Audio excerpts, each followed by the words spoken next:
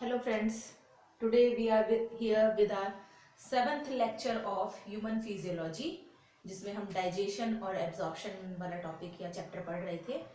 उसमें हमने buccal cavity और माउथ के बारे में काफ़ी कुछ पढ़ लिया था।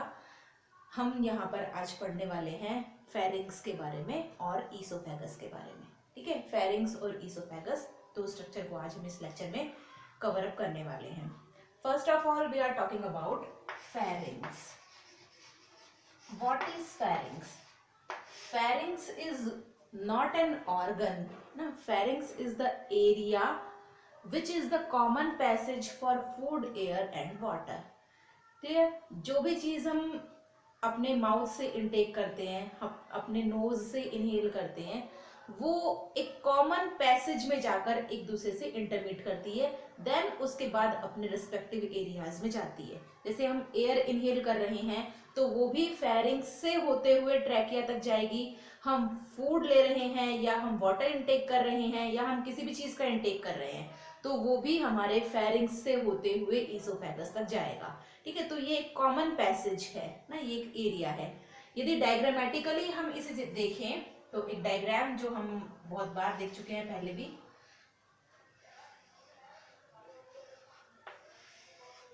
ठीक है, डायग्रामेटिकली हम इसको देखने वाले हैं। ये है हमारे पास नॉस्ट्रिल, ठीक है, दिस इज माउथ। ठीक है, यहां से यदि हम देखें तो ये है हमारे पास नेजल चैम्बर और nasal cavity. This is nasal chamber. यहाँ है हमारी टंग और टंग से नीचे वाले हिस्से के अंदर है हमारा lower jaw. This is lower jaw. ठीक है, यहाँ ये जो नेजल कैविटी है, इस नेजल कैविटी को हमने पैलेट से सेपरेट कर रखा है और यहाँ पर जो स्ट्रक्चर है दैट इज यूव्यूला। ठीक है, जहां हमारी टंग का एंड वाला हिस्सा होता है वहां पे हमें एक मस्कुलर कार्टिलेजिनस स्ट्रक्चर जो है वो दिखाई देता है, that is called as uvula. और ये जो यूव्यूला है, ये जब हम फूड को स्वेलो करते हैं उस टाइम पर हमारे इंटरनल नेयर्स को क्लोज करता है। ठीक है, ताकि जो फूड है वो हमारे नेयर्स में ना जा सके। तो इंटरनल नेयर्स को क्लोज करने का काम कौन करता है? क्योंकि यहाँ पर हमारे इंटरनल नेयर्स ओपन होते हैं और ये इंटरनल नेयर्स को क्या करता है? क्लोज करता है when we swallowing the food. Clear? ये हमारा नेक रीजन है। नेक रीजन में टू पाइप लाइक स्ट्रक्चर हमारे पास प्रेजेंट है, that is this one is trachea और wind pipe and this one is esophagus और food pipe। यहाँ पीछे हमारा स्पाइनल कॉर्ड है और यहाँ इधर की साइड है हमारे पास larynx. This is the larynx part. ठीक है, इस टाइप का स्ट्रक्चर हम देखते हैं। फेरिंग्स जो है बेसिकली इसे हम थ्री पार्ट्स में डिवाइड करते हैं। First part is nasopharynx. ठीक है, as the name indicates, nasopharynx is the part of pharynx in which the internal nares open. ठीक है, ये इस तरह से एक फनल शेप्ड पार्ट है जिसमें हमारे दोनों इंटरनल नेयर्स, बाहर से जो नॉस्ट्रल्स हमें दिखते हैं, ये अंदर इंटरनल हिस्से को हम कहते हैं नेयर्स, इंटरनल नेयर्स। तो यहाँ पर जो इंटरनल नेयर्स हैं, दोनों इंटरनल नेयर्स प्लस हमारे जो दोनों इंटरनल ईयर्स की यूस्टेचियन कैनाल्स हैं, नहीं आप इसको यूस्टेशियन ट्यूब्स भी कह सकते हैं। तो Eustachian tubes of both the internal years and the internal नेयर्स, दोनों इंटरनल नेयर जिस एरिया में फेरिंग्स से खुलते हैं दैट इज द नेजोफेरिंग्स। ठीक है, तो nasopharynx is the part of pharynx in which both the internal nares and the both the internal या both the Eustachian canals are open.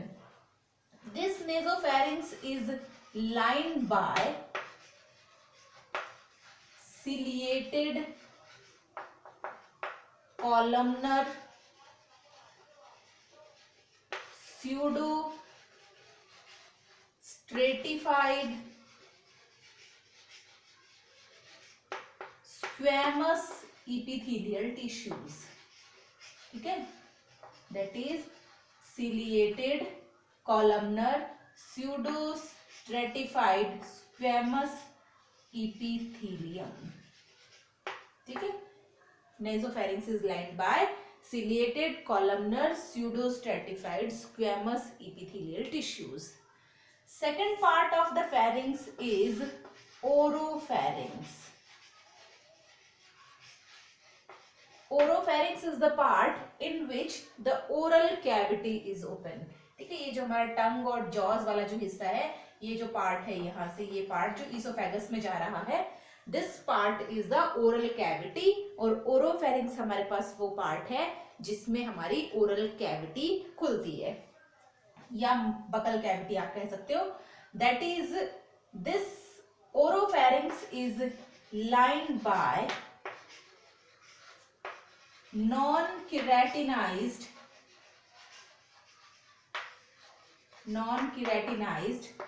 stratified squamous epithelial tissues. Squamous epithelial tissues, इसको हम shortly NKSS भी कह सकते हैं. That is non keratinised stratified squamous epithelial tissues. Third part of the pharynx is called as laryngopharynx. Third part is laryngopharynx, means the part which opens into the larynx. Larynx means vocal cords. ठीक है, या जिसको हम voice box भी कहते हैं. तो जो कि हमारे ट्रैकिया के पास का जो हिस्सा यहाँ पर है, दैट इज कॉल्ड एज लैरिंग्स.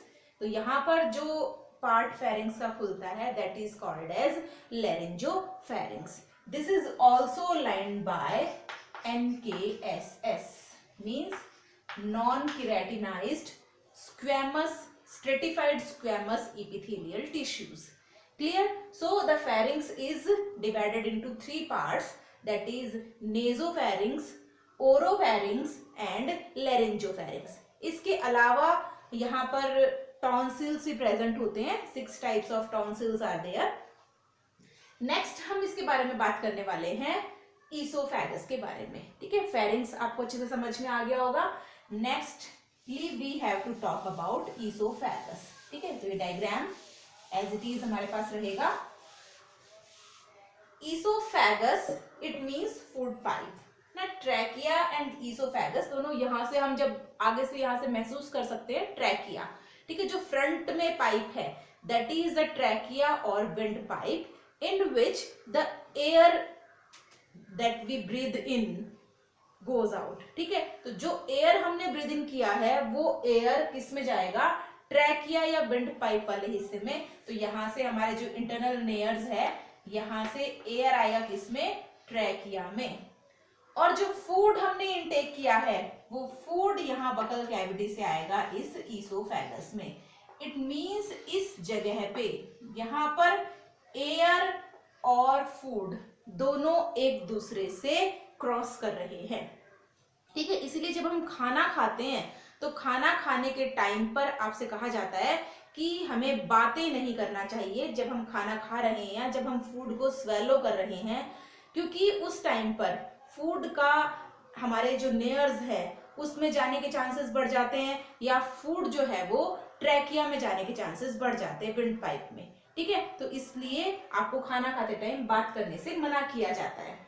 यहाँ पर जो हिस्सा फेरिंक्स का जो हिस्सा ट्रैकिया में खुलता है, that part is called as glottis. The part of pharynx which opens into the trachea, that is called as glottis. इस ग्लॉटिस पे एक फ्लैप लाइक स्ट्रक्चर प्रेजेंट है. This is a cartilaginous flap that is called as epiglottis. ठीक है, इस epiglottis का function क्या है?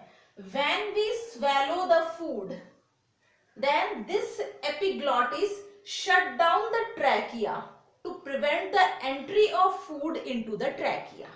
ठीक है, जब आप खाने को निगल रहे हैं उस टाइम पर ये एपिग्लॉटिस ट्रैकिया के माउथ को बंद कर देता है ताकि जो हमारा फूड है वो विंड पाइप में नहीं जा सके.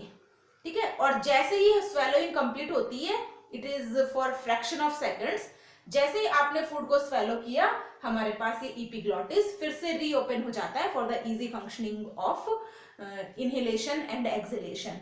ठीक है, तो इस टाइम पर ग्लॉटिस जो ओपनिंग है ट्रैकिया की, इस पे प्रेजेंट एपिग्लॉटिस जो है वो इसको शट डाउन, इसको क्लोज कर देता है ट्रैकिया को, ताकि हमारा फूड जो है वो ट्रैकिया में ना जा पाए।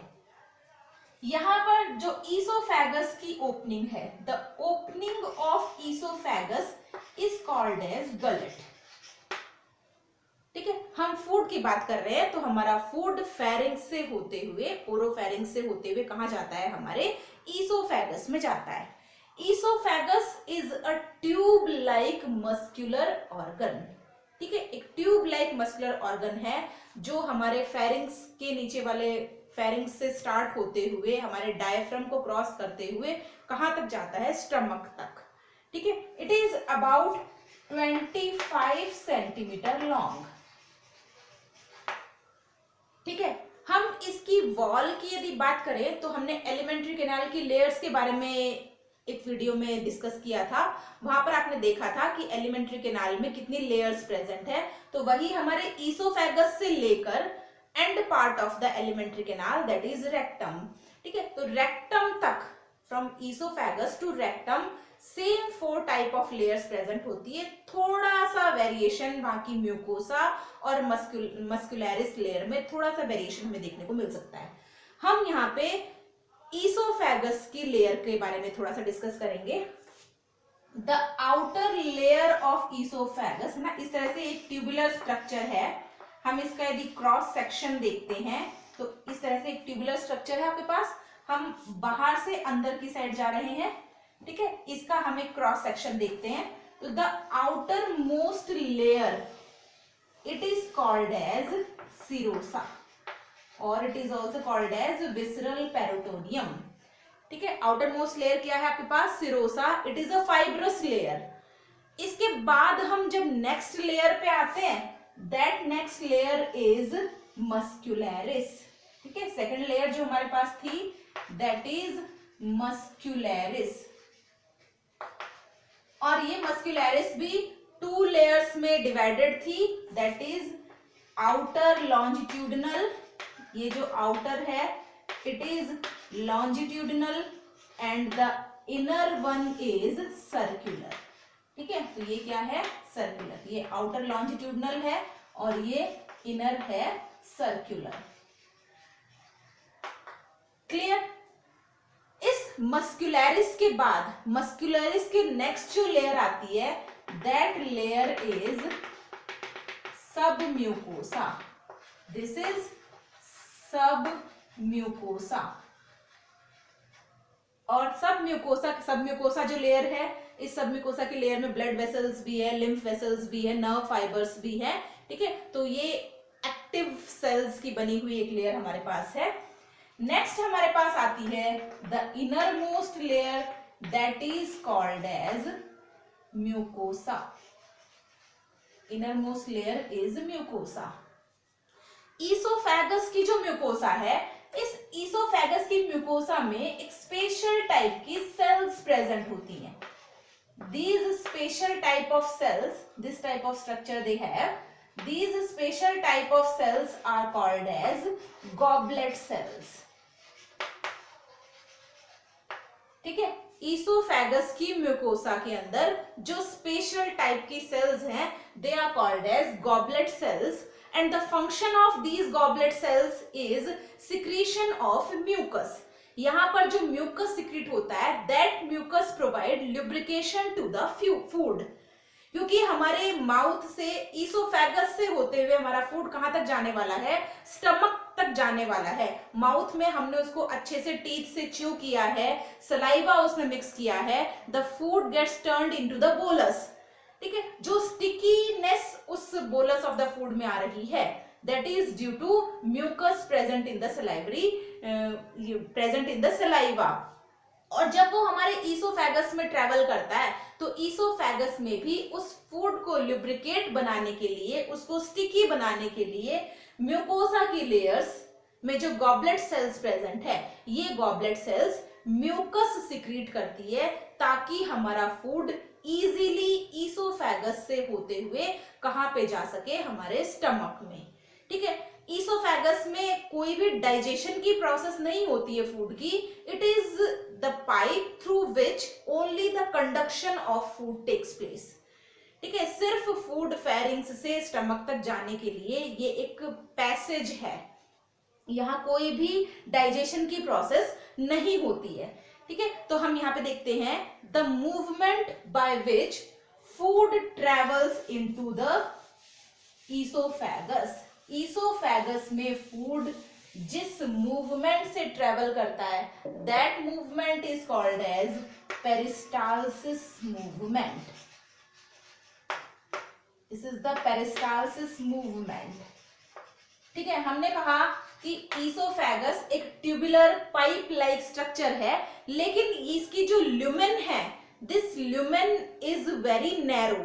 ठीक है, बहुत चौड़ी ल्यूमेन इसकी नहीं है, क्योंकि एक पाइप लाइक स्ट्रक्चर है, 4 लेयर्स उसकी एक्सटर्नल वॉल में प्रेजेंट है। इंटरनल जो ल्यूमेन है उसकी, ये ल्यूमेन बहुत ज्यादा वाइड नहीं है, नैरो ल्यूमेन है।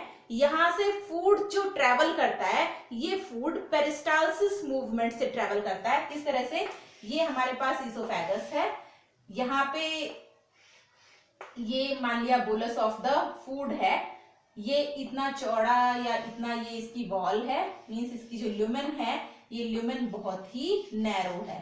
ठीक है, ये इसकी वॉल है, this is the narrow lumen. जब ये फूड इस ल्यूमेन में से ट्रेवल करता है, तो यहाँ की जो सेल्स हैं ये रिलैक्स होती हैं और इस फूड को पैसेज देती है। जब ये फूड आगे चला जाएगा तो यहाँ की सेल्स फिर से कॉन्ट्रैक्ट हो जाएंगी, फिर से ये आगे मूवमेंट करेगा। इट मींस इस तरह से ये फूड है हमारे पास, यहाँ से ये सेल्स रिलैक्स होंगी, फूड आगे मूव करेगा, फिर आगे, फिर इस तरह से। तो इस तरह का मूवमेंट जो होता है, that is called as peristalsis movement. ठीक है, मसल्स के थ्रू जो नैरो ल्यूमेन है, उस ल्यूमेन से होते हुए हमारा फूड कहाँ पहुंच जाता है, हमारे स्टमक तक पहुंच जाता है। So the esophagus is the organ which is responsible for the conduction of food from mouth to the stomach. ठीक है, इसके अलावा ईसोफेगस में कोई भी डाइजेशन की प्रोसेस नहीं होती है। नेक्स्ट वीडियो में हम बात करेंगे स्टमक के बारे में। ठीक है, स्टमक एक बहुत ही इंपॉर्टेंट ऑर्गन है जहां पर डाइजेशन की प्रोसेस काफी हद तक कंप्लीट होती है, partial digestion of the food वहां कंप्लीट होता है।